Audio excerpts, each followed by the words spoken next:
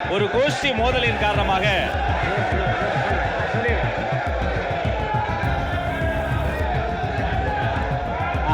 அவங்க முன்னவர் இருங்க, உட்காருங்க, நான் பண்றேன். உட்காருங்க உட்காருங்க உட்காருங்க உட்காருங்க உட்காருங்க உட்காருங்க உட்காருங்க, நான் சொல்றேன். பேரவைத் தலைவர் அவர்களே, உட்காருங்க உட்காருங்க உட்காருங்க.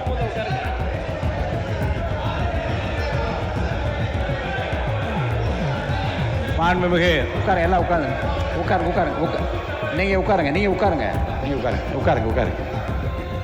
இல்லை நீங்கள் மென்ஷன் பண்ணுறேன்னு பாருங்க, விவரம் பேச ஆரம்பிச்சு அனுமதிக்க முடியாது. அதை மட்டும் படிங்க. என்ன கொடுங்க, அதை மட்டும் படிங்க. காவல்துறை ஏன் இவ்வளவு அலட்சியமாக நடந்துக்கிறதுன்னு இந்த அரசு ஒரு விளக்கம் கொடுக்கணும்.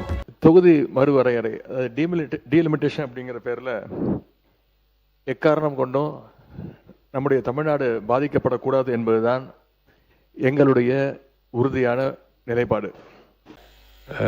காடு விளைஞ்சன்ன மச்சான் நமக்கு கையும் காலம் தானே மிச்சம் என்று சொல்லுகிற அந்த பாடலோடு நானே போட போகிறேன் சட்டம், பொதுவில் நன்மை பொருந்திடும் திட்டம், நன்மை பொருந்திடும் திட்டம், நாடு நலம் பெறும் திட்டம், நன்மை பொருந்திடும் திட்டம் என்று பல திட்டங்களை எல்லாம் அறிவித்திருக்கின்றீர்கள். கருணை இருந்தால் வள்ளலாகலாம், கடமை இருந்தால் வீரனாகலாம், பொறுமை இருந்தால் மனிதனாகலாம், மூன்றும் இருந்தால் தலைவனாகலாம்.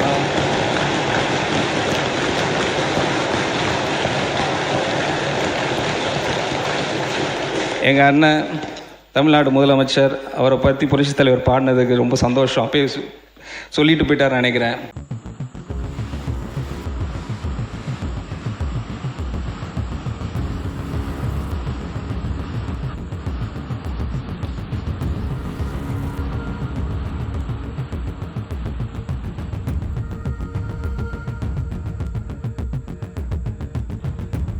நம்மளோட குடும்பத்தில் இருக்கிற, நம்மளோட வீட்டில் இருக்கிற நம்ம பாட்டியை, நம்ம அம்மாவை, நம்ம அக்காவை, நம்ம தங்கச்சியை பற்றின ஒரு தீர்மானம். பெண்களுக்கான 33% இடஒதுக்கீட்டை இனியும் தாமதிக்காமல் நடைமுறைப்படுத்த வேண்டும் என்று ஒன்றிய அரசை வலியுறுத்துகிறோம். அனைத்து கட்சிகளை சேர்ந்த மாண்புமிகு பேரவை உறுப்பினர்கள் இந்த தீர்மானத்தை ஒருமனதாக நிறைவேற்றி தர வேண்டும் என்று கேட்டுக்கொள்கிறோம். நன்றி. இதை குறித்து பேச போறீங்க? வேற ஏதாவது சொல்ல? மாண்புமிகு பேரவைத் தலைவர்களே, உங்களுக்கு தெரிந்த செய்தி தான் இது. நம்மளுடைய குரல் சட்டமன்றத்தில் ஒலித்தது போல ஒரு நாள் பாராளுமன்றத்தில் ஒரு பிரதம மந்திரியாக ஒலிக்க வேண்டும். தொகுதி மறுவரையை தொடர்பான இந்த மசோதாவில் சட்ட முன்வழிவு இதுவரைக்கும் மத்திய அரசுல சட்ட முன்வழிவு இதுவரை கொண்டு வரவில்லை. உங்கள் சத்யாவில் இப்பொழுது ஆடி அதிரடி தள்ளுபடி.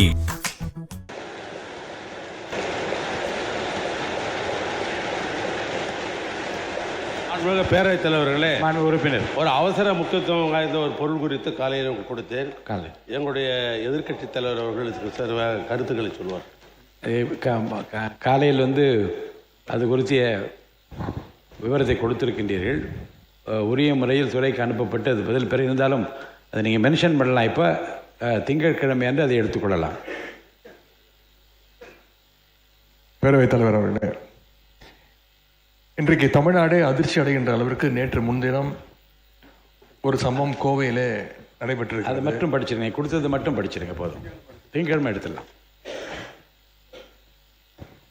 கோவை ஒத்தக்கால் மண்டபம் பகுதியில் இருக்கக்கூடிய ஒரு தனியார் பொறியியல் கல்லூரியில் 3ஆம் ஆண்டு படிச்சுக்கிட்டு வந்த மாணவர், அவர் பேர் அமுதன், நேற்று 20 பேர் கொண்ட கும்பலால், அதுவும் அவர் கூட படிக்கக்கூடிய மாணவர்களாலே அடித்து கொல்லப்பட்டிருக்கிறார்.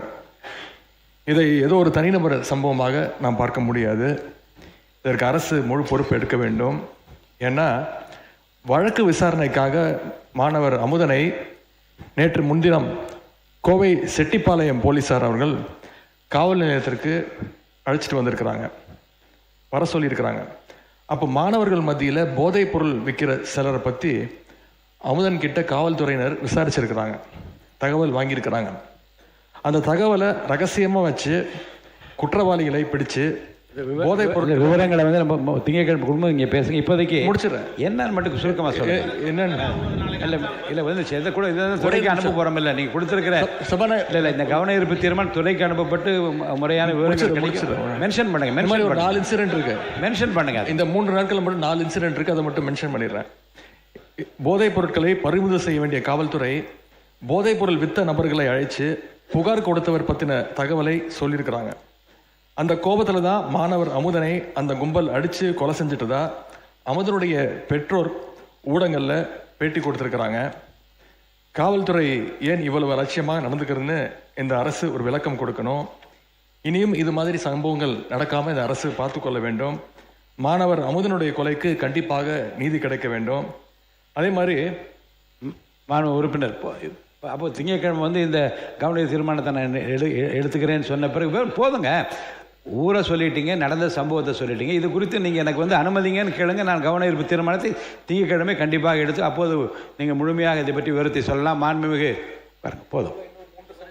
இல்லை இது இந்த ஒரு நீ பாருங்க, நீங்கள் கொடுத்துருக்கிற தீர்மானத்தை நான் படிச்சிடுறேன். கோயம்புத்தூர் தனியார் கல்லூரியில் போதைப் பொருள் பயன்பாடு குறித்து புகார் அளித்த கள்ளக்குறிச்சியை சேர்ந்த அமுதன் என்ற மாணவரை 20 பேர் கொண்ட கும்பல் கொடூரமாக தாக்கி கொலை செய்தது குறித்து மாணவர்களிடையே ஏற்பட்டுள்ள பதட்ட நிலை குறித்து அதோடு நம்ம நிறுத்திட்டோம்னா மென்ஷன் பண்ணுறது அதுதான்.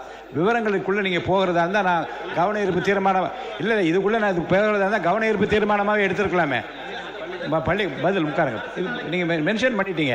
நீங்கள் இதில் இது குறித்து உங்கள் கவலையை நீங்கள் வெளிப்படுத்தும் விதத்தில் நீங்கள் வந்து மென்ஷன் பண்ணிட்டீங்க. இது போதுமானது. மாணவி பள்ளிக்கல்வித்துறை அமைச்சர் அவர்கள் நீங்கள் பேசுங்க. மாண்புமிகு பேரவைத் தலைவர் அவர்களே, இல்லை முழு விவரம் அரசு இல்லை, முழு விவரத்தையும் அரசுக்கு தெரிந்தவங்க உங்களுக்கு பதில் அளிப்பார்கள். மென்ஷன் பண்ணிட்டாங்க, எல்லாமே விவரம் தெரிஞ்சிச்சு. பள்ளிக்கல்வித்துறை அமைச்சர் பேசுங்க. இல்லை நீங்கள் மென்ஷன் பண்ணுறேன்னு பாருங்க, விவரம் பேச ஆரம்பிச்சு அனுமதிக்க முடியாது. அதை மட்டும் படிங்க. என்ன கொடுங்க, அதை மட்டும் படிங்க. பேரவைத் தலைவர் அவர்களே, தேனி மாவட்ட ஆட்சியர் அலுவலகம் முன்பு ஆகஸ்ட் 7ஆம் தேதி அன்று மேகமலை வனப்பகுதியில் உள்ள மலை கிராம மக்களை வெளியேற்ற கோரும் நடவடிக்கையை கண்டித்து இது குறித்து கவன தீர்மானம் திங்கட்கிழமை உங்களுக்கு பதில் வரும். படிச்சு அதை மட்டும் படிங்க. நாளே இல்லை, படிங்க. மலை கிராம மக்களை வெளியேற்ற கோரும் நடவடிக்கையை கண்டித்து 98 கிராமங்களை சேர்ந்த சுமார் 5000த்திற்கும் மேற்பட்டோர் பெருந்திரள் ஆர்ப்பாட்டத்தில் ஈடுபட்டுள்ளதால் ஏற்பட்டுள்ள நிலைமை குறித்து விவாதிக்க உங்கள் கவனத்திற்கு கொண்டு வருகிறோம். நான் உறுப்பினர் காலையிலே உங்களுக்கு சொல்லியிருக்கிறேன். திங்கட்கிழமை அதுக்குரிய விரிவான பதில் உங்களுக்கு அளிக்கப்படும். மாண்புமிகு பள்ளிக்கல்வித்துறை அமைச்சர் பேசுங்க. மாண்புமிகு பள்ளிக்கல்வித்துறை அமைச்சர் நீங்கள் பேசலாம். மாண்புமிகு பேரவைத் தலைவர் அவர்களே, கோயம்புத்தூர் மாவட்டம் உட்கார சொல்லுங்க. பேரவைத் தலைவர் அவர்களே, கோயம்புத்தூர் மாவட்டம் இந்துஸ்தான் கல்லூரியில் 3ஆம் ஆண்டு படிக்கக்கூடிய மாணவர்களிடையே ஏற்பட்ட மோதல் காரணமாக ஏற்பட்ட ஒரு சட்ட ஒழுங்கு பிரச்சனை குறித்து ஒரு சின்ன அறிக்கையை நான் கீழ்கண்டவாறு தெரிவித்துக் கொள்கிறேன். இந்த கோயம்புத்தூர் மாவட்டம் ஒரு குயிக் ரெஸ்பான்ஸ் இந்த அவையில் வைக்க ஆசைப்படுறேன். இந்த சம்பவத்தை பொறுத்த வரைக்கும் சம்பந்தப்பட்ட அந்த மாணவரோடு மற்ற மாணவர்களுக்கு ஏற்பட்ட ஏற்கனவே இருந்த ஒரு கோஷ்டி மோதலின் காரணமாக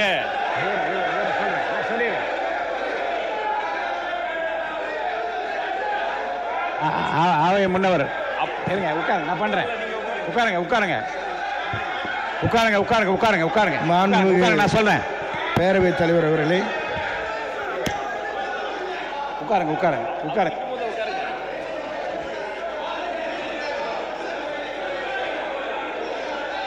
மாண்புமிகு எல்லாம் உட்காருங்க.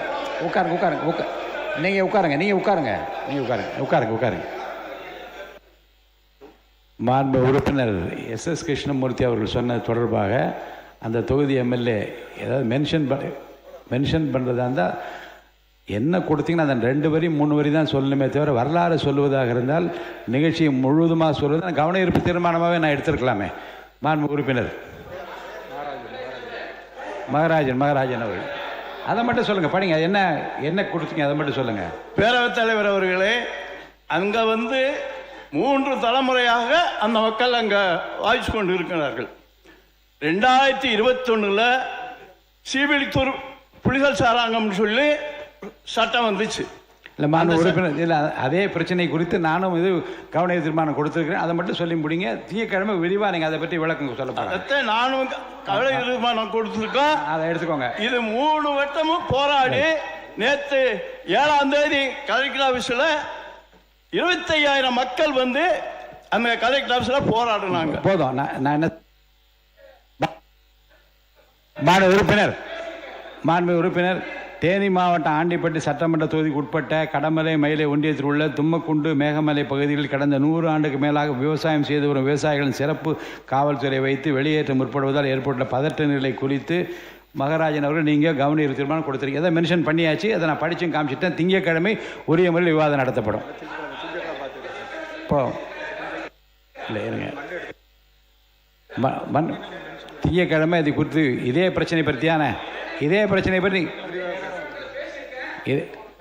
பிரச்சனை குறித்து உங்களுக்கு வந்து திங்கட்கிழமை விரிவான விவாதங்கள் வைத்துவிடும். அது மட்டும் இல்லை, தற்போதைய மக்கள் தொகை கணக்கெடுப்பு அடிப்படையில் புதுசாக டீலிமிட்டேஷன் கொண்டு வந்தால் அது எவ்வளவு பெரிய ஆபத்தாக அமையும் அப்படிங்கிறத இந்தியாவுக்கே முதலாக சொன்ன இயக்கம் எங்களுடைய திராவிட முன்னேற்ற கழகம், எங்களுடைய தலைவர் அவர்கள்தான். இந்த விஷயத்தில் எங்களுடைய கழக அரசு எடுத்த பல்வேறு நடவடிக்கைகளை இங்கே பேசிய அமைச்சர் பெருமக்கள் உட்பட பல்வேறும் இங்கே பதிய வச்சிருக்கிறாங்க. இருந்தாலும் நான் சில நடவடிக்கைகளை இங்கே பதிய வைக்க விரும்புகின்றேன். டீலிமிட்டேஷன் சொல்லி தமிழ்நாட்டுடைய எம்பிக்கள் சீட் எண்ணிக்கையை குறைக்க அனுமதிக்க மாட்டோம். தமிழ்நாட்டுக்கு தற்போதுள்ள ரெப்ரசன்டேஷன் விதிகாச்சாரம் குறையக்கூடாதுன்னு இதே சட்டமன்றத்தில் 2024 ஆண்டு பிப்ரவரி மாதம் அன்று தீர்மானத்தை நிறைவேற்றியவர் எங்களுடைய கழக தலைவர் அவர்கள், அப்போதைய முதலமைச்சர் அவர்கள். பிறகு சென்ற ஆண்டு பிப்ரவரி 2ஆம் தேதி இது தொடர்பாக ஒரு அமைச்சரவை கூட்டத்தையும் கூட்டி எங்களுடைய முதலமைச்சர், எங்களுடைய தலைவர் அவர்கள் அப்பொழுது நடத்தினார்கள். அந்த கூட்டத்தினுடைய முடிவின் எடுக்கப்பட்ட அடிப்படையில் சென்ற ஆண்டு மார்ச் மாதம் 5ஆம் தேதி எங்கள் தலைவர் தலைமையில் ஒரு அனைத்து கட்சி கூட்டமும் கூட்டப்பட்டது. அந்த கூட்டத்தில் இங்கே இருக்கக்கூடிய மாண்புமிகு நீர்வளத்துறை அமைச்சர் அவர்கள் அவங்களுடைய இயக்கத்தின் சார்பாக கலந்து கொண்டு அவருடைய கருத்துக்களை அங்கே பதிய வைச்சிருக்கிறார். அதன் பிறகு மார்ச் 7ஆம் தேதி டீலிமிட்டேஷன் எக்ஸசைஸின் அதனுடைய ஆபத்தை விலக்கி தென் மாநிலங்கள் உள்பட 7 மாநில முதலமைச்சர்களுக்கும் அந்தந்த மாநிலங்களைச் சேர்ந்த முக்கியமான அரசியல் கட்சி தலைவர்கள் அனைவருக்கும் எங்களுடைய தலைவர் அப்பொழுதைய தமிழ்நாடு முதலமைச்சர் அவர்கள் ஒரு விளக்கமாக ஒரு கடிதத்தையும் எழுதியிருந்தார்.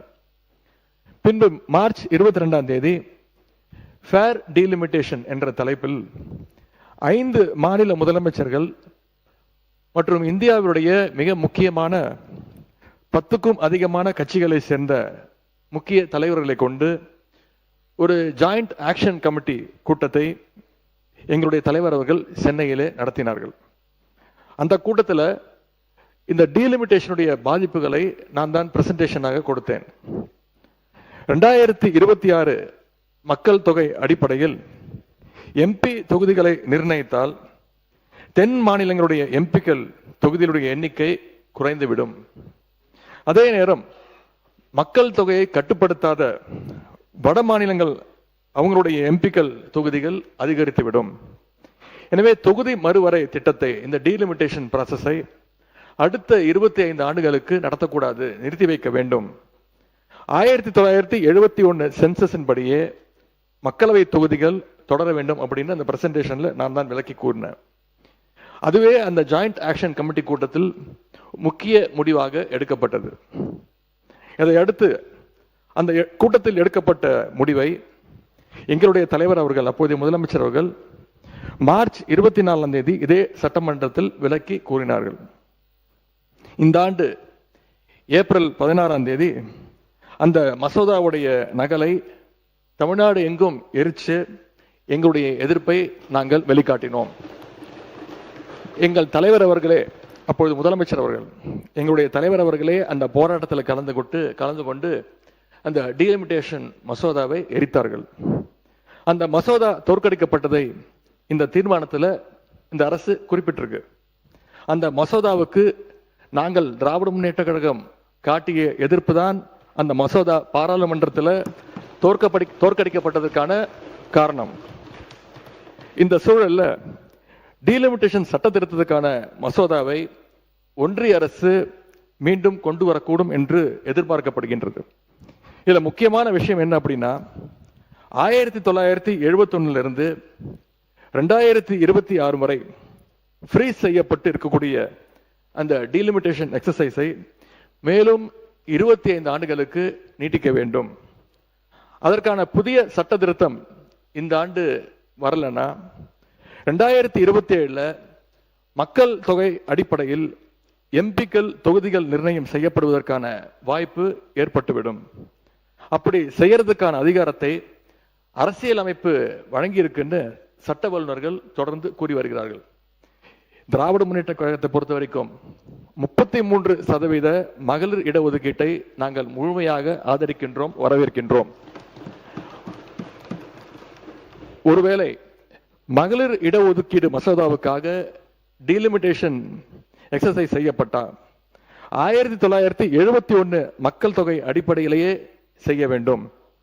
அதுல ஏதாவது மாற்றம் வந்தா நாடாளுமன்றத்தில் தமிழ்நாட்டு எம்பிக்களுடைய விதிகாச்சாரம், நம்மளுடைய ரெப்ரசன்டேஷன் இப்ப இருக்கக்கூடிய 7.18% குறைக்க அனுமதிக்க கூடாதுன்னு மீண்டும் வலியுறுத்தி சொல்லி அரசு கொண்டு வந்திருக்கக்கூடிய இந்த தீர்மானத்தை நாங்கள் வரவேற்கின்றோம். மாண்புமிகு வேளாண் துறை மற்றும் உழவர் நலத்துறை அமைச்சர் அவர்களும் முதல் முறை சட்டமன்ற உறுப்பினர், முதல்வர் அமைச்சர் மிக சிறப்பாக விரிவாக விளக்கமாக நீங்கள் பேசினீர்கள். நீங்கள் பேசிக்கொண்டிருக்கிறது என் நினைவுகளெல்லாம் வழக்கம் போல காடு விளைஞ்சன்ன மச்சான் நமக்கு கையங்காலம் தானே மிச்சம் என்று சொல்லுகிற அந்த பாடலோடு நானே போட போகிறேன் சட்டம், பொதுவில் நன்மை பொருந்திடும் திட்டம், நன்மை பொருந்திடும் திட்டம், நாடு நலம் பெறும் திட்டம், நன்மை பொருந்திடும் திட்டம் என்று பல திட்டங்களை எல்லாம் அறிவித்திருக்கின்றீர்கள். எதிர்காலத்தில் அவை எல்லாம் தமிழக மக்களுக்கு நன்மை பயக்கும் வகையில் வேளாண்மை துறையிலும் உழவர்களுக்கு நன்மை பயக்கும் வகையில் உங்கள் துறையிலும் நடைபெறும் என்று நான் நம்புகிறேன். உங்களுக்கு என்னுடைய வாழ்த்துக்களை நான் தெரிவித்துக் கொள்கிறேன். பேரவை உறுப்பினர்களுக்கு 2 அறிவிப்பு, முக்கியமான அறிவிப்பு. எல்லோருக்கும் வாய்ப்பளித்து எல்லோருக்கும் வாய்ப்பளித்து வரேங்க இருங்க, நான் சொல்கிறத கேட்டு அப்புறம் உட்காருங்க, சொல்கிறேன்.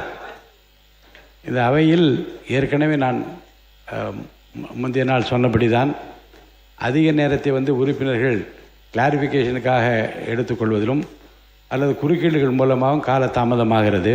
இன்றைக்கி ரொம்ப 1 மணிக்கெல்லாம் முடியக்கூடிய நிலைமை ரொம்ப மகிழ்ச்சியாக இருக்கிறது. நம்முடைய குறிப்பிட்ட அந்த 1.5 மணிக்குள்ளாக முடிக்க வேண்டும் என்றால் 2 தான். ஒன்று, நிறைய உறுப்பினர்கள் இப்போ 55 விதியின் கீழ் கவன ஈர்ப்பு தீர்மானம் கொடுத்து விட்டீர்கள். பதில் வந்து கொண்டே இருக்கிறது. அதேபோல் வினாக்கள் நேரமும் தவிர்க்கப்பட்டு 20ஆம் தேதிக்கு பிறகு வினாக்கள் விடைகள் நேரத்தை வைத்துக் கொள்ளலாம் என்கிற அந்த முடிவோடு இருக்கிறோம். இந்த கவன ஈர்ப்பு தீர்மானத்திற்கு பதில் வராத நிலையில் அந்த அவசர அவசியம் கருதிதானே இந்த 55 விதியே இருக்கிறது. அப்போ அவசர அவசியமே இருக்கிற நேரத்தில் சொல்லாமல் எப்போது சொல்வது என்கின்ற அந்த கவலை உறுப்பினர்கள் இருக்கின்ற காரணத்தினாலே 55 விதியின் கீழ் இந்த உறுப்பினர்கள் இந்த பிரச்சனைப்படுத்தி அதை பற்றி மென்ஷன் பண்ணுங்கள், பதிவு செய்யுங்கள் என்று சொன்னால் நீங்கள் கொடுப்ப 4 லைன் தான் கொடுக்க. அந்த 4 லைனை மட்டும் என்னுடைய தொகுதியில் இந்த பிரச்சனை பற்றி அவசர அவசியம் கருதி உங்கள் கவனத்துக்கு கொண்டு வர விரும்புகிறேன் என்று சொல்லிவிட்டு அமர்ந்தால் எத்தனை 55 விதியின் கீழ் கொடுத்தால் படிக்க முடியும். பிரச்சனைக்குள்ளே நீங்கள் போக ஆரம்பித்தால் பதில் வராமல் யாரும் எந்த பதிலும் சொல்ல முடியும். அந்த வகையில் மென்ஷன் பண்ணுவதற்கு, பதிவு செய்வதற்கு மட்டும் நான் அனுமதி அளிப்பதாக இருக்கிறேன். 1. 2வது, இந்த 7 நிமிடம் முதல் 10 நிமிடங்கள் தான் பேச தரப்படும் என்பது ரொம்ப உறுதியாக இருக்கு.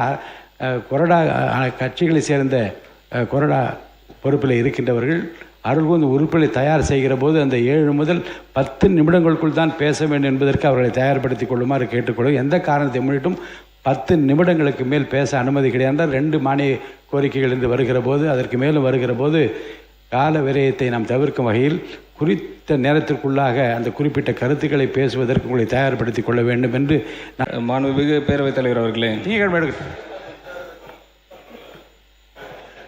நான் என் உரையை தொடங்குறதுக்கு முன் அது எனக்கு இதுதான் ஃபஸ்ட் டைம் கண்ணிக்கு உரை நினைக்கிறேன். நான் ஃபஸ்ட்டு நிறைய 2 hours 45 minutes படிச்சுட்டேன். அது நிறைய படிச்சுட்டேன். அதனால் இந்த தடவை ஒரு கதை மூலமாக ஆரம்பிக்கலான்னு பார்க்குறேன். ஒரு பேரபிள் இல்லை ஒரு ஸ்டோரி. அண்ணன் மாதிரி சொல்ல முடியாது, ஒரு குட்டி கதை மாதிரி. ஆனால் எனக்கு வந்த விதத்தில் நான் சொல்கிறேன். அடுத்த இந்த தேசத்தை ஆளப்போவது யார் என்று ஒரு போட்டியை வைத்திருக்கிறார்கள் ஒரு பெரியவர். அதுக்கு நிறைய இளைஞர்களை இன்வைட் பண்ணியிருக்காங்க. எல்லாம் வந்த ஒரு பெரியவர்கிட்ட வந்து விதிமுறைகள்லாம் கேட்ட பிறகு அந்த பெரியவர் எல்லாருக்கும் ஒரு விதையை கொடுத்தார்.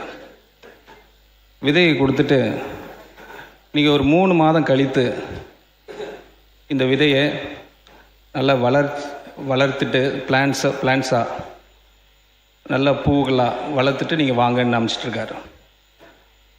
3 மாதம் முடிஞ்சு அந்த எல்லா இளைஞர்களும் வந்தாங்க.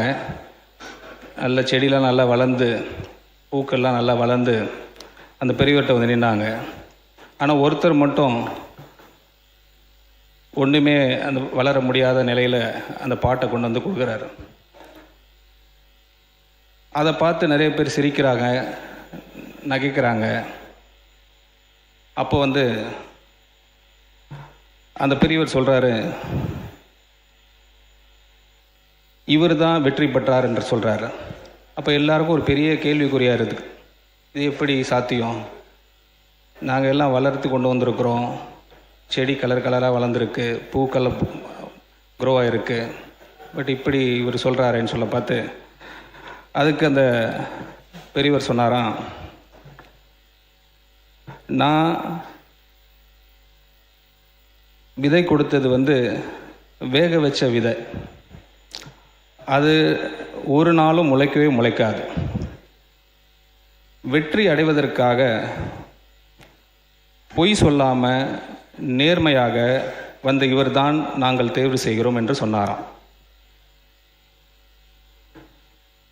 வெற்றி அடைவதற்காக பொய் சொல்லாமல் குறுக்கு வழியை கடைப்பிடிக்காமல் நேர்மையாக இருந்தால் எல்லாம் இங்கே சாத்தியம் என்பதற்கு எங்கள் தலைவரை சாட்சி. பொய் என்ற வார்த்தைக்கு பேர் உண்மைக்கு மாறான என்ற வார்த்தை சேர்த்து. ஓகே, உண்மைக்கு மாறாமல். சாரி.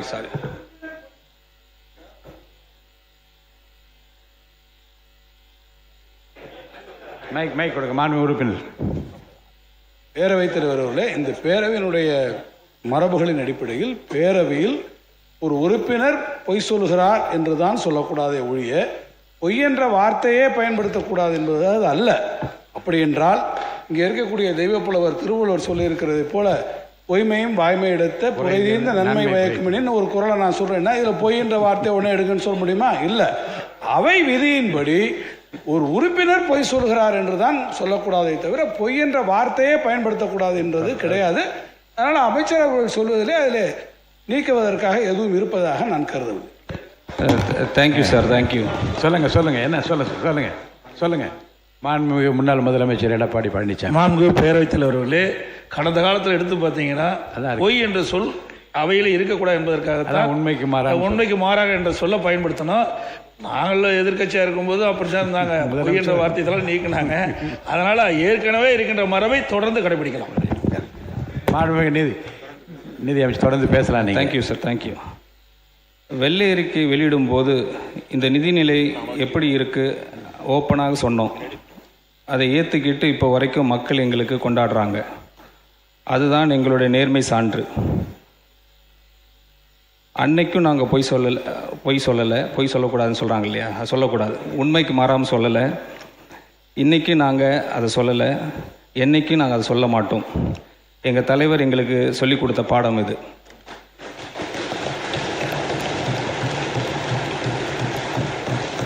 புரட்சி தலைவர் எம்ஜிஆர் அவர்களை பற்றி நான் பேசியே ஆகணும். அது காரணம் இந்த சபையில் எனக்கு இப்போ தான் ஒரு சான்ஸ் கிடச்சிருக்கு. ஆக்சுவலாக மோர் நியூமரிக்கல் நம்பர்ஸாக எனக்கு கொடுத்துட்டாங்க. அதிலே நான் படித்து அதே சொல்லிகிட்டு இருந்ததுனால இப்போ நான் சொல்லி ஆகணும். ஏன்னா அவரோட அரவணைப்பில் வளர்ந்தவர் தான் என்னோடய காட்ஃபாதர் திரு ஜேபிஆர் அவர்கள். அது இங்கே இருக்கிற சார் வேலு சாருக்கு நல்லா தெரியும். அவர் என்னை டிஃபெண்ட் பண்ணியிருக்காரு ஒரு கட்டத்தில் நேற்று. Thank you sir.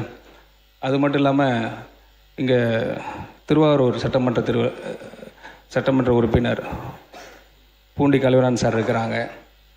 அங்கே ஆப்பை பால்ராஜன் தெரியும். ரைட்.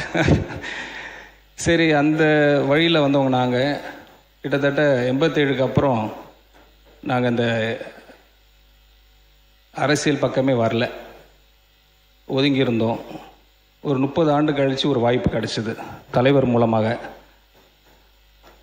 தலைவருக்கும் ரொம்ப பிடிச்ச தலைவர் புரட்சி தலைவர் எம்ஜிஆர் அவர்கள்.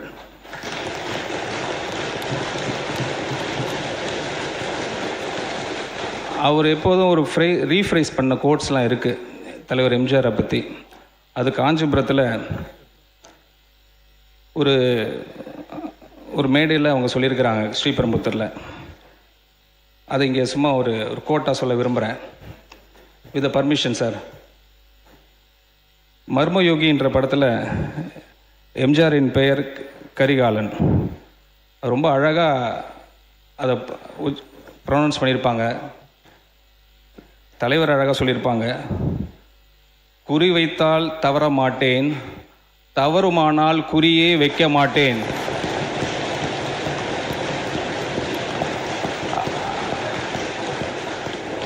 அதை ரீட்ரெண்ட் பண்ணி அதை சாதித்து காட்டினவர் நம்ம தலைவர் தான்.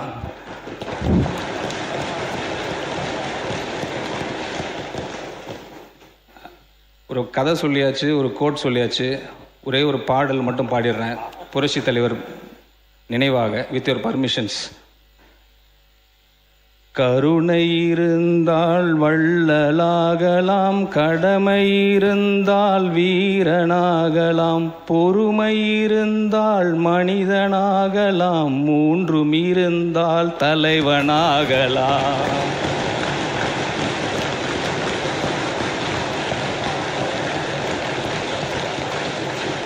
எங்கள் அண்ணன் தமிழ்நாடு முதலமைச்சர் அவரை பற்றி புரட்சி தலைவர் பாடினதுக்கு ரொம்ப சந்தோஷம். அப்பயே சொல்லிட்டு போயிட்டார் நினைக்கிறேன். இந்த நிதிநிலை அறிக்கை ஒரு பெரிய ஒரு சப்ஜெக்டு. அது எனக்கு ஒரு பொறுப்பு கொடுத்து மாண்புமிகு முதலமைச்சர் எனக்கு சான்ஸ் கொடுத்துருந்தாங்க. அது ஸ்டார்டிங்லே நான் சொல்லியிருந்தோம். எங்களுக்கு டே 1லே முதலமைச்சர் அவர்கள் எனக்கு ஒரு டீட்டெயில் ரிப்போர்ட் ஒன்று ரெடி பண்ண சொல்லியிருந்தாங்க. ஒரு 3 துறை ரீதியாக ரிப்போர்ட் ரெடி பண்ணியிருந்தோம். அது அவங்க டேபிளில் இருக்குது. அவங்க எப்போ அனௌன்ஸ் பண்ணுவாங்க தெரியல. பட் அதில் சின்ன விஷயங்கள் 2-3 விஷயம் மட்டும் நான் சொல்லிடுறேன். அதில் 1 டிஜிட் லாஸாக இருக்கலாம். 1 டிஜிட்ன்றது 1 crore டிஜிட் லாஸாக இருக்கலாம். 2 டிஜிட் crore லாஸாக இருக்கலாம். 3 டிஜிட் crore லாஸாக இருக்கலாம். 4 டிஜிட் crore லாஸாக இருக்கலாம். ஏன் சொல்லப்போனால் 5 டிஜிட் crore லாஸாக கூட இருக்கலாம். அது எந்த டிஜிட் crore லாஸாக இருக்குன்னு தெரியாது. ஆனால் வெளிப்படையாக நேர்மையாக இங்கே நாங்கள் சொல்லிவிடுவோம் கூடிய சீக்கிரத்தில். தனி தீர்மானம் மாண்புமிகு முதலமைச்சர் அவர்கள்.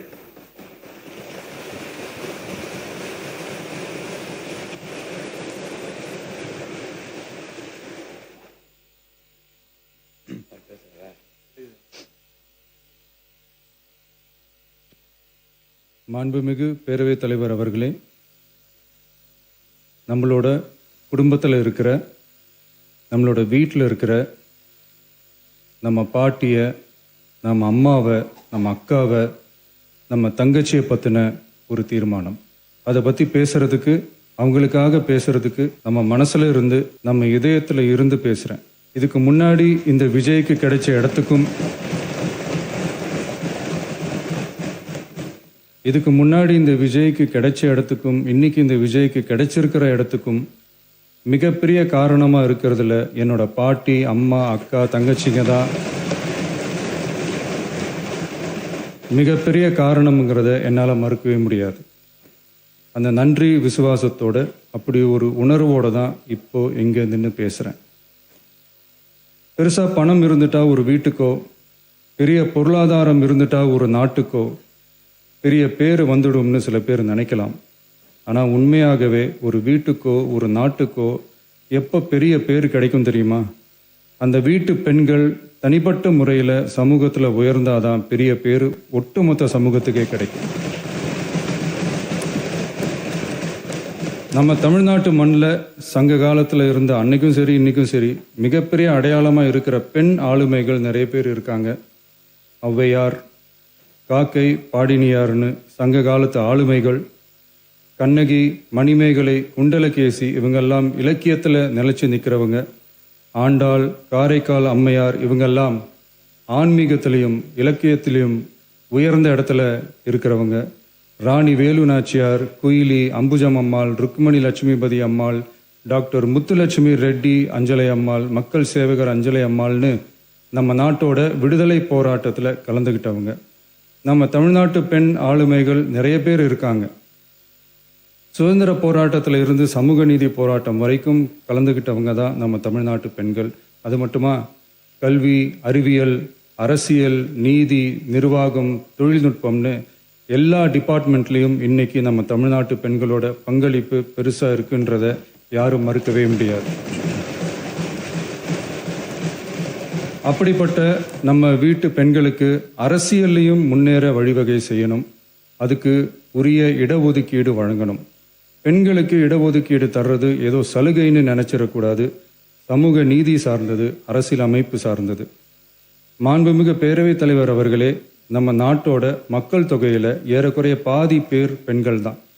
அதனால் அனைத்து நிலைகள்லையும் பெண்களுக்கு சம அந்தஸ்து வழங்கப்படணும்.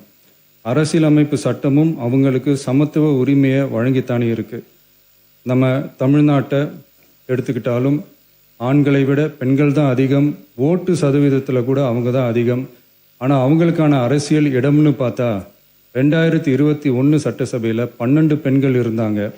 இப்போ இந்த 2026 சட்டசபையில் 23 பெண்கள் இருக்கிறாங்க.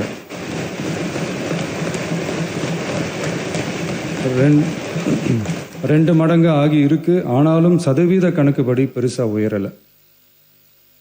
மாண்புமிகு பேரவைத் தலைவர் அவர்களே, ஒன்றிய அரசு 2023ஆம் ஆண்டு மக்களவை, அனைத்து மாநில சட்டமன்றங்கள் மற்றும் டெல்லி யூனியன் பிரதேச சட்டமன்றத்தில் பெண்களுக்கென 1/3 தொகுதி ஒதுக்கீட்டை கட்டாயமாக்கி 106வது அரசியல் சாசன திருத்த சட்டத்தினை 2023 செப்டம்பர் 28 நிறைவேற்றி 2026 ஏப்ரல் 16 முதல் நடைமுறைக்கு வந்துள்ளது. இருப்பினும் மேற்படி தொகுதி ஒதுக்கீடானது மக்கள் தொகை கணக்கெடுப்பு மற்றும் அதை தொடர்ந்து நடக்கும் தொகுதி மறுவரையறை பணிகளுக்கு பிறகுதான் முழுமையாக நடைமுறைக்கு வரும் என்று தெரிவிக்கப்பட்டுள்ளது.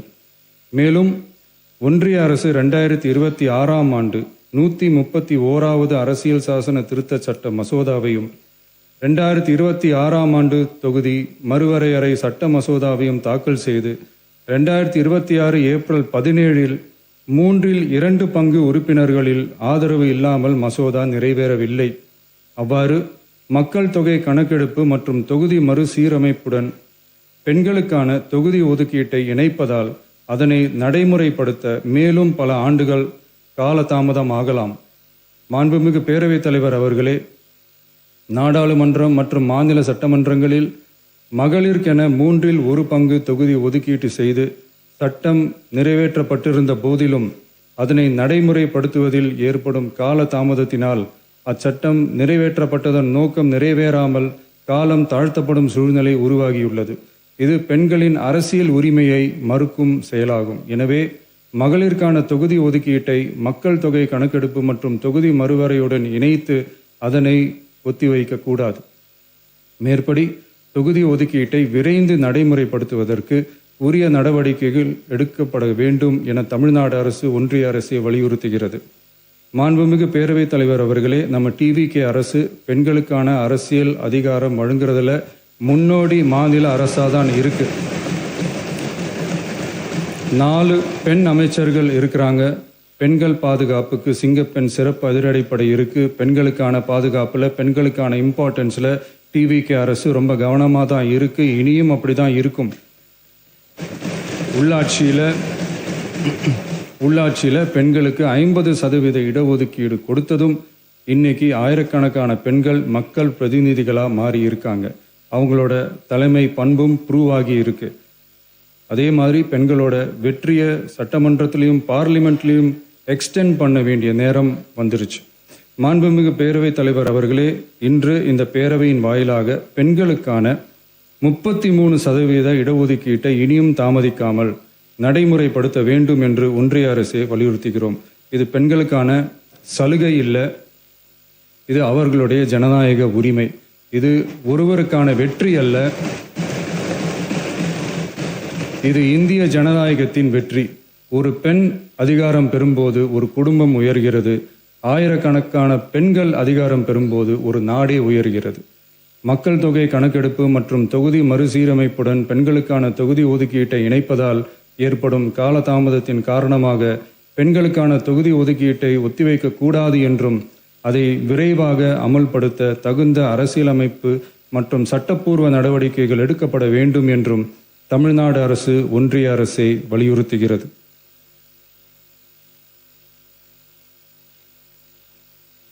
மாண்புமிகு பேரவைத் தலைவர் அவர்களே, டீலிமிட்டேஷன் தொடர்பான ஆலோசனை கூட்டம் தமிழ்நாட்டு மக்களவை மற்றும் மாநிலங்களவை உறுப்பினர்களுடன் தமிழ்நாடு அரசால் நமது தலைமையில் 8/8/2026 அன்று கலைவாணர் அரங்கத்தில் நடந்துச்சு. அந்த கூட்டத்தில் தமிழ்நாட்டை சேர்ந்த அனைத்து மக்களவை மற்றும் மாநிலங்களவை உறுப்பினர்களுக்கும் அழைப்பு விடுக்கப்பட்டு இந்திய தேசிய காங்கிரஸ் கட்சியின் 11 உறுப்பினர்களும், விடுதலை சிறுத்தைகள் கட்சியின் 2 உறுப்பினர்களும், இந்திய கம்யூனிஸ்ட் கட்சியின் 2 உறுப்பினர்களும், மார்க்சிஸ்ட் கம்யூனிஸ்ட் கட்சியின் 2 உறுப்பினர்களும், இந்திய யூனியன் முஸ்லீம் லீக் கட்சியின் உறுப்பினரும் மற்றும் மறுமலர்ச்சி திராவிட முன்னேற்ற கழகத்தின் உறுப்பினரும் என 6 கட்சிகளை சேர்ந்த உறுப்பினர்கள் பங்கேற்றாங்க. இந்த கூட்டத்தில் டீலிமிட்டேஷன் தொடர்பாக விரிவாக ஆலோசிக்கப்பட்டுச்சு. அந்த ஆலோசனையில் டீலிமிட்டேஷன்னால தமிழ்நாடு மற்றும் தென் மாநிலங்களுக்கு ஏற்படக்கூடிய பாதிப்புகள் குறித்தும் அதை சரி செய்யறதுக்கான வழிமுறைகள் குறித்தும் விவாதிக்கப்பட்டு இறுதியில் டீலிமிட்டேஷன் தொடர்பாக சட்டமன்றத்தில் ஒரு தீர்மானம் இயற்றலாம்னு முடிவானுச்சு. மாண்புமிகு பேரவைத் தலைவர் அவர்களே, இந்தியாவில் 1952ஆம் ஆண்டு முதல் பொது தேர்தல் நடத்தப்பட்டது. அது தொடர்ந்து ஒவ்வொரு 10 ஆண்டுகளுக்கு ஒரு முறை நடத்தப்படுற சென்சஸ் டீட்டெயில்ஸ் படி மக்களவை மற்றும் சட்டப்பேரவை தொகுதிகளின் எண்ணிக்கையை மறுசீரமைப்பு செஞ்சு 1976 வரை தேர்தல்கள் நடத்தப்பட்டது. இந்த நிலையில் 1976ஆம் ஆண்டு 42வது அரசியலமைப்பு சட்ட திருத்தப்படி மக்கள் தொகையை சிறப்பாக கட்டுப்படுத்தும் மாநிலங்களுக்கு டீலிமிட்டேஷன் காரணமாக மக்களவை உறுப்பினர் எண்ணிக்கையில் எந்தவித பாதிப்பும் ஏற்படக்கூடாது என்பதற்காக அடுத்த 25 வருஷத்துக்கு 1971ஆம் ஆண்டு சென்சஸ் படி பாராளுமன்ற உறுப்பினர்களின் எண்ணிக்கை வைக்கப்படும்னு சட்டம் இயற்றப்பட்டது. அதை தொடர்ந்து அதே நிலையை முன்னிறுத்தி 84வது மற்றும் 87வது அரசியலமைப்பு சட்ட திருத்தம் 1971 சென்சஸ் படி மக்களவை தொகுதிகள் நிலைநிறுத்தப்பட்டன. இந்த திருத்தங்களோட நோக்கமே மக்கள் தொகை கட்டுப்பாட்டை செயல்படுத்திய மாநிலங்களின் உரிமைகளை பாதுகாக்கிறது தான். மாண்புமிகு பேரவைத் தலைவர் அவர்களே, அந்த 25 வருஷ லிமிட் இந்த 2026 முடியுது. இதை முன்னிட்டு கடந்த 50 வருஷமாக இருந்து வந்த டீலிமிட்டேஷன் தடையை அகற்றி 2011 சென்சஸ் அடிப்படையில் மக்களவை மற்றும் சட்டப்பேரவை தொகுதிகளின் எண்ணிக்கையை நிர்ணயிக்க நாடாளுமன்றத்தில் ஒரு மசோதா ஏப்ரல் 2026 அறிமுகப்படுத்தப்பட்டு அந்த மசோதா தோல்வியில் முடிஞ்சது.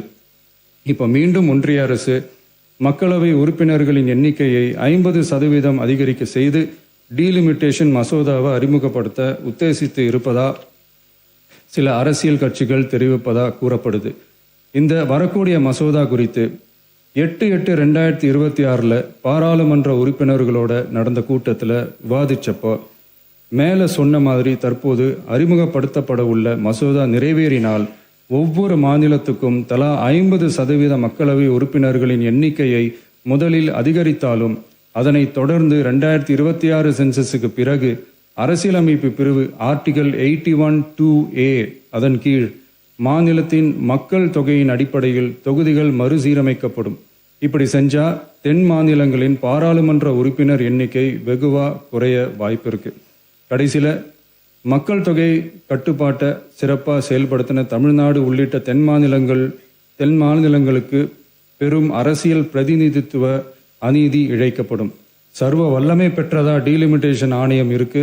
இந்த அதிகாரத்தை தவிர்த்து பாராளுமன்றத்திற்கே இறுதி செய்யும் அதிகாரம் இருக்க வேண்டும் என்ற கருத்தும் முன்வைக்கப்பட்டது.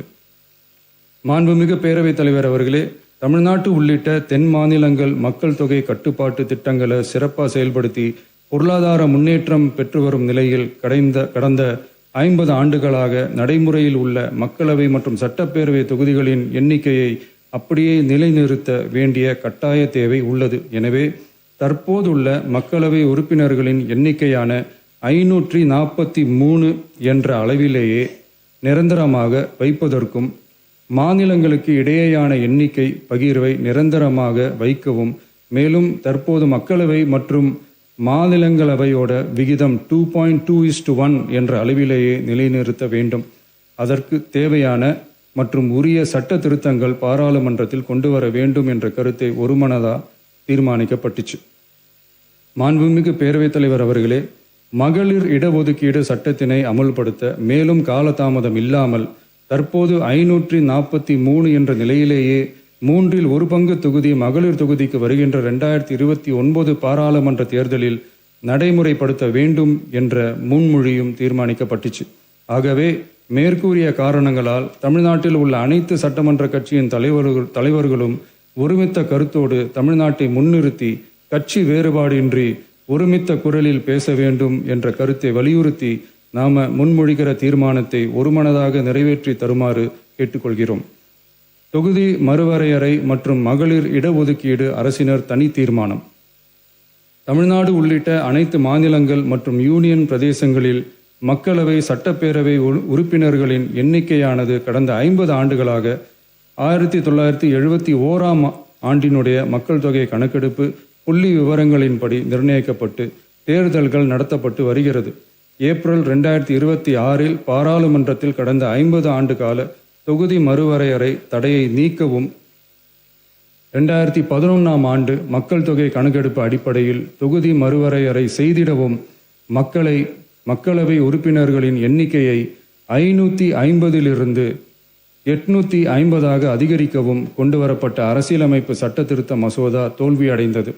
இந்நிலையில் மீளவும் மேற்குறிப்பிட்ட அரசியலமைப்பு சட்ட திருத்த மசோதா கொண்டுவரப்பட உள்ளது என தெரிந்ததின் அடிப்படையில் 1971 பிறகு உள்ள எந்த மக்கள் தொகை கணக்கெடுப்பை அடிப்படையாக கொண்டு தொகுதி மறுவரையறை செய்தாலும் மக்கள் தொகையை சிறப்பாக கட்டுப்படுத்திய தமிழ்நாடு உள்ளிட்ட தென் மாநிலங்களின் நாடாளுமன்ற பிரதிநிதித்துவம் நிரந்தரமாக பாதிக்கப்படும் என்பது நிதர்சனமான உண்மை. ஒன்றிய அரசு அளித்த உறுதியின்படி மக்கள் தொகை கட்டுப்பாட்டு திட்டங்களை சிறப்பாக செயல்படுத்தி நல்ல பொருளாதார வளர்ச்சி கண்டு நல்ல சுகாதாரம் மக்கள் நல திட்டங்களை மேற்கொண்டு வரும் எந்த ஒரு மாநிலமும் தொகுதி மறுவரையால் பாதிக்கப்படாமல் பார்த்து கொள்வது ஒன்றிய அரசின் தலையாய கடமையாகும். எனவே தற்போதுள்ள மக்களவை உறுப்பினர்களின் எண்ணிக்கையான 543 என்ற அளவிலேயே நிரந்தரமாக வைப்பதற்கும் மாநிலங்களுக்கு இடையேயான எண்ணிக்கை பகிர்வை நிரந்தரமாக வைக்கவும், மேலும் தற்போது மக்களவை மற்றும் மாநிலங்கள் அவையினுடைய விகிதம் 2.2:1 என்ற அளவிலேயே நிலைநிறுத்த வேண்டும் என்றும், அதே வேளையில் பெண்களுக்கான 33% இடஒதுக்கீட்டை காலதாமதமின்றி தற்போது 543 தொகுதிகளின் அடிப்படையிலேயே 2029 ஆண்டு மக்களவை தேர்தலில் நடைமுறைப்படுத்த வேண்டும் என்றும் ஒன்றிய அரசை வலியுறுத்தி தமிழ்நாடு சட்டமன்ற பேரவை கீழ்கண்ட தீர்மானங்களை ஒருமனதாக நிறைவேற்றுகிறது. 1. நாடாளுமன்ற மக்களவையின் மொத்த உறுப்பினர்களின் எண்ணிக்கையை 543 என்ற நிலையிலேயே நிரந்தரமாக்க வேண்டும். 2. தற்போதுள்ள மக்களவை உறுப்பினர்களின் இடங்களின் எண்ணிக்கையை மாநிலங்களுக்கிடையே, அதாவது விகிதாச்சார பிரதிநிதித்துவம் தற்போதுள்ள அளவிலேயே நிரந்தரமாக்க வேண்டும். 3. வரவிருக்கும் மக்களவை பொது தேர்தலிலும் அதன் பிறகு சட்டமன்ற பொது தேர்தல்களிலும் 1/3 தொகுதி ஒதுக்கீட்டு பலனை பெண்கள் பெறுவதை உறுதி செய்ய வேண்டும் என ஒன்றிய அரசை தமிழ்நாடு சட்டமன்ற பேரவை ஒருமனதாக வலியுறுத்துகிறது. மாண்புமிகு பேரவைத் தலைவர் அவர்களே, இந்த தீர்மானம் ஒரு அரசியல் கட்சியின் தீர்மானம் அல்ல, தமிழ்நாட்டின் உரிமையை நிரந்தரமாக பாதுகாக்கும் தீர்மானம். எனவே அனைத்து கட்சிகளை சேர்ந்த மாண்புமிகு பேரவை உறுப்பினர்கள் இந்த தீர்மானத்தை ஒருமனதாக நிறைவேற்றி தர வேண்டும் என்று கேட்டுக்கொள்கிறோம். நன்றி. அரசின் சார்பாக 110 விதியின் கீழ் சில அறிவிப்புகளை செய்கிற பொழுது அந்த பகுதியிலிருந்து அது நன்றி சொல்வதாக பாராட்டுதான் விடுவார்கள், எப்பொழுதுமே நடைபெற்றுக் கொண்டிருப்பது. இது போன்ற தனி தீர்மானங்களை முதலமைச்சர் அல்லது சம்பந்தப்பட்ட அமைச்சர்கள் கொண்டு வருகிற பொழுது பிரதான எதிர்க்கட்சியை தான் முதலாக அது வாய்ப்பு கொடுக்குற பழக்கம் தான் இது வரைக்கும் இருந்திருக்கிறது. அதை நினைவூட்டுகிறேன். ஏன்னா அவரை நீங்கள் அனுமதிங்க, அப்புறம் நீங்கள் எல்லாருமே பேசுறது அனுமதி ப்ளீஸ். மரபு அதுதான் இது வரைக்கும் இருக்குது. இருங்க, அவர் தான் இருங்க, அவர் உங்களுக்கு தானே கொறடா, அவர் தானே, அவர் சொன்ன பிறகு நீங்கள் எதுக்கு சொல்கிறீங்க? அமைதியாக இருங்க. இல்லை, நீங்கள் சொன்னது புரிஞ்சுக்க முடியுது. சென்ற முறை இது போன்று அனுமதித்தேன். ஏன்னு சொன்னால் கட்சிகளுடைய எண்ணிக்கைக்கு ஏற்ப 1, 2 அப்படி கொண்டு தான் போட்டு வந்தோம், கட்சிகளுக்கு ஏற்ப கொடுத்துட்டு வந்தோம். இப்போ இதுதான் இல்லை, புரியுது, சரி. அவை முன்னவர் மாண்புமிகு பேரவைத் தலைவர் அவர்களே, மாண்புமிகு பேரவைத் தலைவர் விரும்புவது எல்லா கட்சியும் பேசி எதிர்க்கட்சியில் அதற்கான விளக்கத்தை சொல்கிற போது இன்னும் அது தெளிவாக இருக்கும் என்ற முறையிலே தான் அவர்கள் அந்த சொல்லியிருக்கிறார். அதை தவிர வேறொன்றும் இல்லை.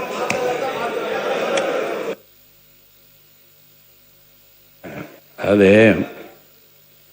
பேரவை விதி 98 தீர்மானம் ஒன்றை பேரவைத் தலைவர் பேரவைக்கு படித்து காட்டிய பின்னர் அவர் அழைக்கிற வரிசையில் உறுப்பினர்கள் அதன் மீது பேசலாம். அந்த அடிப்படையில் சில மாறுதல் நான் செய்கிறேன்.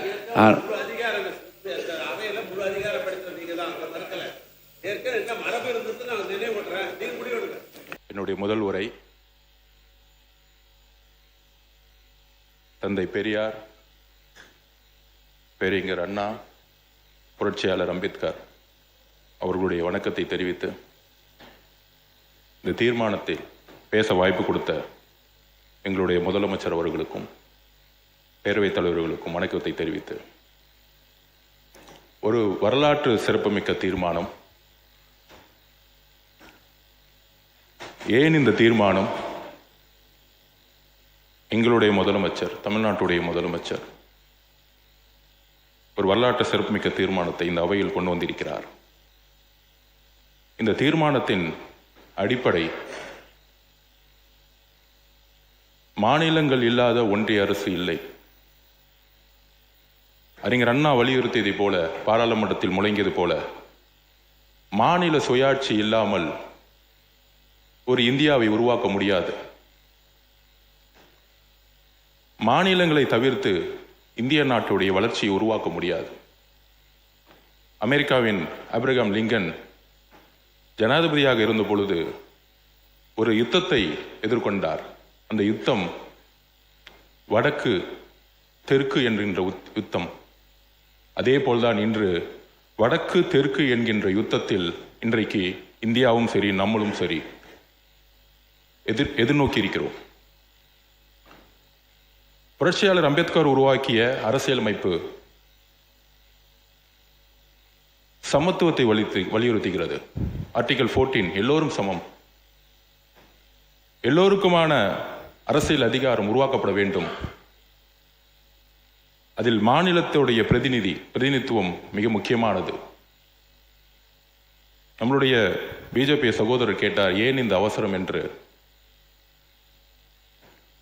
பாராளுமன்றத்தில் பிரதிநிதிகள் இல்லாத பொழுதே தமிழ்நாட்டில் சமூக நீதியின் அடிப்படையில் இடஒதுக்கீடு ஏற்படும் பொழுது தந்தை பெரியாரும் அண்ணாவும் இணைந்து அரசியலமைப்பில் முதல் திருத்தத்தை கொண்டது தமிழ்நாடு. இதுதான் தமிழ்நாட்டுடைய வரலாறு. அதே வழியில் எங்களுடைய முதலமைச்சர் இந்த தீர்மானத்தை தமிழகத்திற்கு மட்டுமல்ல, இந்திய ஒருமைப்பாட்டிற்காக, இன்னைக்கு ஆளக்கூடிய அரசுகள் வரக்கூடிய தேர்தலுக்காக இந்த சட்டங்களை கொண்டு வரலாம் அப்படின்னு ஒரு சிந்தனை உருவாக்கலாம். ஆனால் இந்தியா என்பது பன்முகத்தன்மை கொண்டது. அரசியல் கட்சிகள் மாறலாம், ஆனால் புரட்சியாளர் அம்பேத்கர் உருவாக்கிய அரசமைப்பு எப்பொழுதும் நிரந்தரமானது. அந்த அரசியலமைப்பை பாதுகாக்க இந்த தீர்மானம். இதில் திராவிட முன்னேற்ற கழகத்திற்கோ நன்றி சொல்கிறோம். எதிர்க்கட்சி தலைவர் அவர்களுக்கு அரசியல் ரீதியாக நம் மாறுபட்ட கருத்துக்கள் இருக்கலாம், ஆனால் அண்ணா உருவாக்கிய கொள்கை திராவிட முன்னேற்ற கழகத்திற்கு மட்டும் உருவாக்கவில்லை, தமிழ்நாட்டிற்காகவும் இந்தியாவுக்காகவும் உருவாக்கிய கொள்கை. அந்த கொள்கை வழியில் வந்தவர்கள் நாங்கள், எங்களுடைய முதலமைச்சரும். அந்த கொள்கையில்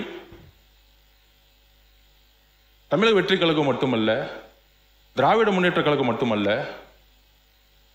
அண்ணா திராவிட முன்னேற்ற கழகம் புரட்சியாளர் புரட்சி தலைவரால் உருவாக்கப்பட்ட எம்ஜிஆர் அவர்களும், புரட்சி தலைவர் அம்மா அவர்கள் தன் இறுதி மூச்சு வரை மாநில சுயாட்சிக்காகவும்,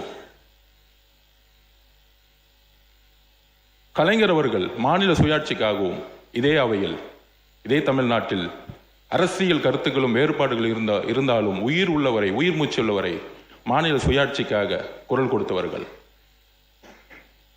இந்த தீர்மானத்தில் மிக முக்கிய பிரச்சனை, மாநில சுயாட்சியை நாம் இழப்போம். அண்ணா அன்னைக்கே முழங்கினார், வடக்கு வாழ்கிறது, தெற்கு தேய்கிறது. இன்றைக்கு வரைக்கும் அந்த பிரச்சனை இருந்து கொண்டுதான் இருக்கிறது. நாம் பாராளுமன்ற தேர்தலில் 40க்கு 40 புதுச்சேரி உட்பட வெற்றி பெறுவோம். நமது பாராளுமன்ற உறுப்பினர்கள் தமிழ்நாட்டுக்கு எதிரான அனைத்து சட்டங்களுக்கு எதிராக குரல் கொடுத்துக் கொண்டிருக்கிறார்கள். அது நீட்டாக இருக்கட்டும், ஜிஎஸ்டியா இருக்கட்டும், சிஏவா இருக்கட்டும். ஆனால் கடந்த 10 வருடங்களாக நமக்கான சட்டங்கள் நமக்கு எதிராக தான் இருந்துட்டு இருக்கு. கடைசி வாய்ப்பாக 543 என்று நமக்கான ஒரு ஃப்ரீஸ் செய்யப்பட்ட, கடைசியாக 2001 ஃப்ரீஸ் செய்யப்பட்ட ஒரு பாராளுமன்ற உறுப்பினர்களின் எண்ணிக்கை மாறுபடும் பொழுது நமக்கான குரலும் நமக்கான உரிமையும் பறிக்கப்படும். வரலாறு பற்றி பேசலாம்னு நினைச்சேன். நம்மளுடைய மாண்புமிகு சகோதரர் வன்னியரசு அவர்கள் எல்லாத்தையும் பேசிட்டாரு. பாரத பிரதமர் திருமதி இந்திரா காந்தி அம்மையார் அவர்கள் மக்கள் தொகையால் கட்டுப்படுத்தக்கூடிய திட்டங்களை கொண்டு வரும் பொழுது, தென் மாநிலங்கள் அதை வளர்ச்சிக்காக அமல்படுத்திய பொழுது, மக்கள் தொகையின் அடிப்படையில் பாராளுமன்றத்தின் விகிதாச்சாரம் நிர்ணயிக்கப்பட்டால் நாளைக்கு இந்தியா சமத்துவத்தை இழந்துவிடும் என்கின்ற சட்டத்தை கொண்டு வந்தார். அதன் வழியில் திரு வாஜ்பாய் அவர்கள் 2001 மக்கள் தொகை கணக்கெடுப்பின்படி அப்பொழுதும் சட்டத்தை நிறைவேற்றி 25 வருடங்களுக்கு 543 என்கின்ற பாராளுமன்ற உறுப்பினர்களுடைய விகிதாச்சாரத்தையும், தமிழ்நாட்டில் 39 என்கின்ற விகிதாச்சாரத்தையும் உறுதிப்படுத்தினார்கள். ஆனால் இன்றைக்கு அரசியல் கருத்துக்கள் நமக்குள் இருந்தாலும், எனக்கு முன்பு பேசிய சட்டமன்ற உறுப்பினர்களுடைய உரையிலிருந்து என்னுடைய விளக்கத்தை நான் தொடர்கிறேன். எனக்கு முன்பு பேசிய சட்டமன்ற உறுப்பினர்கள் வரலாற்றை முன்னாடியே சொல்லிட்டாங்க. அதில் முதலில் பிஜேபியோடைய எம்எல்ஏ அவர்கள் சகோதரர், ஏன் இந்த அவசரம், உள்ளாட்சி நிர்வாகத்தில் சட்டமன்றத்தில் நிர்வாக ரீதியாக மாற்றப்படும் பொழுது ஏன் பாராளுமன்றத்தில் மாற்றப்பட வேண்டும் என்று கேட்டார். அமெரிக்கா இந்த உலகத்தில் ஜனநாயகத்தில் 2 ஜனநாயகம் மிகப்பெரியது என்று வரலாற்று ஆசிரியர்கள் சொல்வார்கள். ஒன்று அமெரிக்க ஜனநாயகம், மற்றொன்று இந்திய ஜனநாயகம். அமெரிக்க ஜனநாயகத்தை கட்டிக்காத்த திரு ஆப்ரஹாம் லிங்கன் ஆகட்டும், அவருடைய பார்வையிலும் சரி, அமெரிக்காவுடைய வளர்ச்சி, இந்த உலகத்தில் பொருளாதாரத்தில் நம்பர் 1 கண்ட்ரி அமெரிக்கா, அங்கு மக்கள் தொகையின் அடிப்படையில் பாராளுமன்ற உறுப்பினர்களுடைய விகிதாசாரத்தை உருவாக்கவில்லை.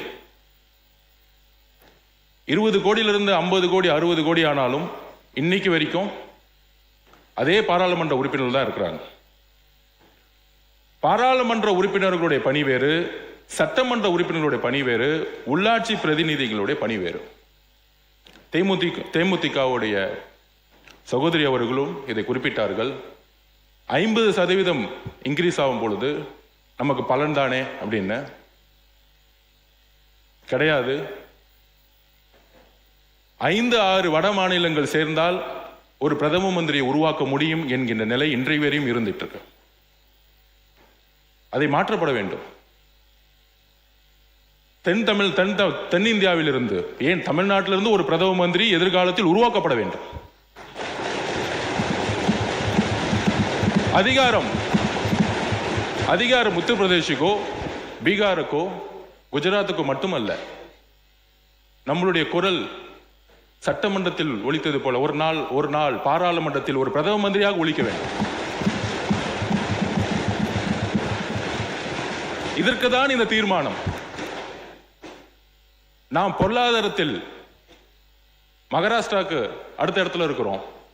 ஆனால் சட்டங்கள், பாராளுமன்றத்தில் நடக்கக்கூடிய அனைத்து சட்டங்கள் ஏன் தமிழ்நாட்டுக்கு எதிராக இருக்கிறது? ஏன்னா நம்மளுடைய குரல், நம்மளுடைய அதிகாரம் மக்கள் தொகையின் அடிப்படையில் இன்றைக்கு வரைக்கும் செயல்பட்டு இருக்கு. இதுதான் மிகப்பெரிய பிரச்சனை. அப்ப அம்பேத்கர் உருவாக்கிய அரசியலமைப்பு இன்றைக்கு வரைக்கும் கேள்விக்கு உள்ளாக்கப்பட்டிருக்கு. அப்ப இன்றைக்கு 3 வழி இருக்கு. முதலில் மக்கள் தொகையின் அடிப்படையில் பாராளுமன்ற உறுப்பினர்களை உயர்த்த நினைத்தார்கள். பிரதம மந்திரியாக இருந்த அம்மையார் இந்திரா காந்தி அம்மையார் அதை தடுத்து நிப்பாட்டினாங்க. அதற்கப்புறம் பிஜேபி அவர் சகோதரர்கள் சொல்லுகிறேன், உங்களுடைய பிரதமர் வாஜ்பாய் அவர்களும் அதை தடுத்து நிப்பாட்டினார். அந்த ஜனநாயகத்தை நாங்கள் மதிக்கிறோம். இங்கு காங்கிரஸ் பிஜேபி என்பது அல்ல. இன்றைய தீர்மானம் காங்கிரஸ் பிஜேபி என்பது அல்ல. இந்த தீர்மானம் மாநில சுயாட்சியும் இந்திய ஒருமைப்பாட்டையும் நிலைநிறுத்துவதற்கு. நாளைக்கு காங்கிரஸ் பிரதம மந்திரி ஆகலாம், பிஜேபி பிரதம மந்திரி ஆகலாம். பிஜேபி இருக்கக்கூடிய சட்டமன்ற உறுப்பினர் அவர்களுக்கு உங்களுடைய வழியிலிருந்தே சொல்லுகிறேன், நீங்கள் எந்திரித்து குரல் கொடுக்கிறீர்கள். 234 பேர் அவையில் இருக்கக்கூடிய ஒருவர் நீங்கள் குரல் கொடுக்கிறீர்கள். உங்களுடைய குரல் எங்கேயும் கேட்கவில்லை. உங்களுடைய வழி அது. இதே வழி நாளை தமிழ்நாட்டில் ஏற்படக்கூடாது. பாராளுமன்றத்தில் தமிழ்நாட்டுக்கு ஏற்படக்கூடாது, தென்னிந்திய மாநிலத்துக்கு ஏற்படக்கூடாது. நீங்கள் பிஜேபி இருந்தாலும் ஒரு தமிழராக உணருங்கள். இந்த தீர்மானம் எதற்கு என்று அரசியலுக்கு அப்பாற்பட்டு சிந்திக்க வேண்டும். அண்ணா அவர்களும் பெரியார் அவர்களும் புரட்சியாளர் அம்பேத்கரும் அரசியல் கட்சிக்கு அப்பாற்பட்டு இந்தியா என்கின்ற ஒரு நாட்டிற்கும் தமிழ்நாட்டிற்காகவும் சிந்தித்தார்கள். தேர்தல் காலங்களில் வெற்றி பெறுவதற்காக நாம் பல்வேறு அரசியல் களத்தில் நாம் சண்டையிடலாம். ஆனால் இந்த தீர்மானம் நீட்டை விட முக்கியமான ஒரு தீர்மானம். ஏனால் அந்த நீட்டை கொண்டு வரப்படுவதே பாராளுமன்றத்தில் அதிகப்படியான பெரும்பான்மை இருப்பதனால். யோசிச்சு பாருங்கள், நமக்கு 100 எம்பி இருந்தா நீட் கொண்டு வரப்பட முடியுமா? ஜிஎஸ்டி கொண்டு வர முடியுமா? கொண்டு வர முடியாது. அப்ப தேமுதிகவுடைய சகோதரி சட்டமன்ற உறுப்பினர் ஆகட்டும், பிஜேபி இருக்கக்கூடிய சகோதரர் ஆகட்டும், பிஎம்கேயோட சகோதரர் ஆகட்டும், பாராளுமன்ற உறுப்பினர்களுடைய பணி சட்டத்தை இயற்றுவது. பாராளுமன்ற உறுப்பினர்களுடைய பணி உள்ளாட்சித்துறையுடைய பிரதிநிதிக்கான பணி கிடையாது. சட்டமன்ற உறுப்பினருக்கான பணி கிடையாது. 20 லட்சம் 30 லட்சம் 50 லட்சம் ஆனாலும் அமெரிக்காவில் பாராளுமன்ற உறுப்பினர்கள் எண்ணிக்கையை மாற்றுவதில்லை. இந்தியாவில் உலகத்திலேயே அதிகமான பொருளாதார வலிமையை உருவாக்கியது அமெரிக்கா. ஜனநாயகத்தை உருவாக்கிய அமெரிக்கா. ஜுடிஷியல் சிஸ்டம், டிரான்ஸ்பரன்சி உருவாக்கியது அமெரிக்கா. இதைதான் புரட்சியாளர் அம்பேத்கர் அரசியலமைப்பை எழுதும் பொழுது உறுதியாக சொன்னார். எல்லோரும் சமங்கின்ற ஒரு அரசியலமைப்பை உருவாக்கிய பொழுது அந்த சமத்துவத்தை உடைக்கக்கூடிய ஒரு சட்டமாகவும் வரக்கூடிய ஆபத்து இருப்பதனால்தான் இதில் எந்த கருத்து வேறுபாடு? திரு மு க ஸ்டாலின் அவர்கள் இதில் உடன்படுகிறதா அந்த முதல் குரல் கொடுத்தார். அதில் எந்த வேறுபாடும் கிடையாது. அதில் நாங்கள் ஆதரிக்கிறோம். ஆனால் 2026 ஏப்ரலில் அவங்க சொன்ன ப்ரொபோஷனேட் ஃபர்ஸ்ட் பாப்புலேஷன் அடிப்படையில் நம்ம எதிர்த்தோம். அதுக்கப்புறம் நம்மளுடைய தமிழ்நாடு 7.18 அப்படிங்கிற ப்ரொபோஷனேட் விகிதாச்சாரம் குறையக்கூடாது, விகிதாச்சாரம் உயர்ந்தால் வரவேற்கலாமா அப்படிங்கின்ற ஒரு குரல் வந்தது. அதையும் திராவிட முன்னேற்ற கழகத்துடைய திரு மு க ஸ்டாலின் கடுமையாக எதிர்த்தார். அதில் நாங்கள் அதான் சொல்றேன், எல்லா முதலமைச்சரும் இல்லை, இந்த பிரச்சனை இப்பதான் வந்துச்சு, அதுக்காக சொல்றோம். இந்த 2 வருஷமா தான் இந்த பிரச்சனை. ஓகே, முன்னாள் முதலமைச்சர் அவர்கள் திரு மு க ஸ்டாலின் அவர்கள் கடுமையாக எதிர்த்தார். திமுக எதிர்த்தது. எங்களுடைய தலைவரும் 2025 ஆண்டிலிருந்து இதுவரை 3 அறிக்கை கொடுத்திருக்கிறார். நாங்களும் எதிர்க்கிறோம். ஏன்னா இது அண்ணாவுடைய கொள்கை. அப்படி இருக்கும் பொழுது இப்பொழுது ஏன் இந்த பிரச்சனை அப்படின்னா, புதிதாக ஒரு பிரச்சனை 50% மாநிலங்களுக்கு கொடுக்கலாம் அப்படிங்கின்ற ஒரு கருத்து வருது. அந்த 50% இந்தியாவில் உள்ள எல்லா மாநிலங்களுக்கும் கொடுக்கப்பட்டால் பாராளுமன்ற உறுப்பினருடைய பிரதிநிதித்துவம் அதிகமாவதே, தமிழ்நாட்டுக்கு அதிகமாவதே அப்படிங்கின்ற ஒரு குரல்.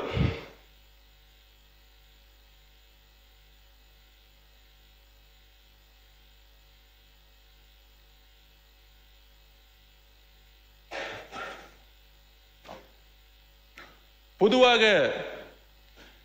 இந்த குரல் நியாயமற்றது. ராஜஸ்தான், மத்திய பிரதேஷ், உத்தரப்பிரதேசம், பீகார், மகாராஷ்டிரா இந்த மாநிலங்களை இணைத்தாலே இந்த 50% அதிகமாகும் பொழுது தேர்தல் அரசியலில் சுலபமாக மீண்டும் வட இந்தியாவின் ஆதிக்கம் உருவாகும். 50% உயர்த்தினாலும் உருவாகும். அதனால் இன்றைக்கு ஃபேர் டீலிமிட்டேஷன் ஃப்ரீஸ் டீலிமிட்டேஷன் முக்கியம். ஃப்ரீஸ் டீலிமிட்டேஷன் பாரத பிரதமர் இந்திரா காந்தி அம்மையார் அவர்கள் உத்தரவாதம் கொடுத்து சட்டத்தை இயற்றியது போல பிஜேபியோடைய பாரத பிரதமர் வாஜ்பாய் அவர்கள் சட்டத்தை இயற்றி மாநில சுயாட்சிக்கும் இந்திய ஒருமைப்பாட்டிற்கும் பாதுகாப்பு கொடுத்தது போல எங்களுடைய முதல்வர் ஏற்படுத்திய தீர்மானம் இந்திய ஒருமைப்பாட்டையும் தென் மாநிலத்துடைய பாதுகாப்பிற்கும் இதே 543 தொடர வேண்டும். இதுதான். எந்த வழி வந்தாலும் அது மக்கள் தொகையின் அடிப்படையிலேயோ இல்ல விகிதாச்சார மாற்றத்தின் அடிப்படையிலேயோ எல்லோருக்கும் சமமான விகிதாச்சாரம் என்று கொடுக்குவோம் என்ற உத்தரவாதம் இருந்தாலோ இல்லை 50% அதிகமான எண்ணிக்கை கொடுத்தாலோ அது நமக்கு தேவையில்லை. தமிழ்நாட்டிலிருந்து மக்கள்கிட்ட இது வரைக்கும் எந்த விதமான குரல் உருவாகவில்லை. அதிகமான பாராளுமன்ற உறுப்பினர்கள் வேண்டும். இது வரைக்கும் மக்கள் எந்த இடத்துலையும் போராட்டமோ இல்லை தேவை ஏற்பட்டது கிடையாது. நிர்வாக வசதி தேவையற்றது. ஒரு பாராளுமன்ற உறுப்பினர் சட்டத்தை இயற்றக்கூடியவர், அவ்வளவுதான். சட்டத்தை இயற்றக்கூடிய இடத்துல அவருடைய பதிவை செய்யக்கூடிய இடத்துல இருக்கிறார் பாராளுமன்றத்தில். சோ அதனால நிர்வாக வசதிக்காக நமக்கான பிரதிநிதித்துவம் கிடைக்கும் அப்படின்னு சொல்லக்கூடிய ஒரு தவறான வட இந்திய ஆதிக்கத்தில் நாம் வீழ்ந்து விடக்கூடாது என்பதற்காகவே இந்த தீர்மானம். இந்தி பேசும் மாநிலங்கள், நன்றி, இந்தி பேசும் மாநிலங்கள், வடகிழக்கு மாநிலம் எடுத்துக்கொள்ளுங்கள். வடகிழக்குல 7-8 மாநிலங்கள் இருக்கு. ஏன் அவர்கள் குரல் பாராளுமன்றத்தில் ஒலிக்கவில்லை? பிரதிநிதித்துவம் இல்லை. நாளைக்கு வடகிழக்கு மாநிலங்கள் போல தென் மாநிலங்களும் ஆயிடக்கூடாது. அதுக்குதான் இந்த தீர்மானம் முதலமைச்சர் கொண்டு வந்திருக்கிறார். அடுத்த 100 வருஷத்துக்கான அரசியல் மாற்றப்படும். அடுத்த 50 வருஷத்துக்கான அரசியல் மாற்றப்படும். நாம் சமூக நீதி அடிப்படையில் கல்வியை உருவாக்கினோம், உயர்கல்வியை உருவாக்கினோம். அதிகமான மெடிக்கல் காலேஜஸ் இருக்கு. நமக்குள்ள போட்டிகள் இருக்கலாம், அரசியல் சண்டைகள் இருக்கலாம். வளர்ந்த மாநிலமாக இருக்கிறோம். ஆனால் அந்த வளர்ச்சி அரசியல் ரீதியாக வெற்றி பெற வேண்டும். இன்றைக்கு நம்மளுடைய அண்ணன் தங்கம் தென்னரசனுக்கு தெரியும், ஏன் எங்களுடைய நிதி அமைச்சராக இருந்தவர்கள் தெரியும், நம்ம ₹1 கொடுத்தா நமக்கு ₹40 திருப்பி கொடுக்குறாங்க. ஏன்? நமக்கான அதிகாரம் கிடையாது. ஓகே, 29 பைசா 29 பைசா. அப்ப ஏன்? இதுதான் நமக்கான அதிகாரம் இல்லை. நாம் உழைக்கிறோம், அதிகாரத்தை உருவாக்க முடியல. அதுக்காக இந்த எதிர்காலத்தில் 50% என்று சொன்னால் கூட நம்மளுடைய எப்படி 2026 ஏப்ரலில் இந்த சட்டம் வரும்பொழுது 39 பாராளுமன்ற உறுப்பினர்களும் இணைந்து நின்று எதிர்த்தார்களோ, இன்றைக்கு ஒரு வேறுபாடு இருக்கலாம். 2026 அப்புறம் திராவிட முன்னேற்ற கழகத்திற்கும் காங்கிரசுக்கும் அரசியல் ரீதியாக வேறுபாடு இருக்கலாம்.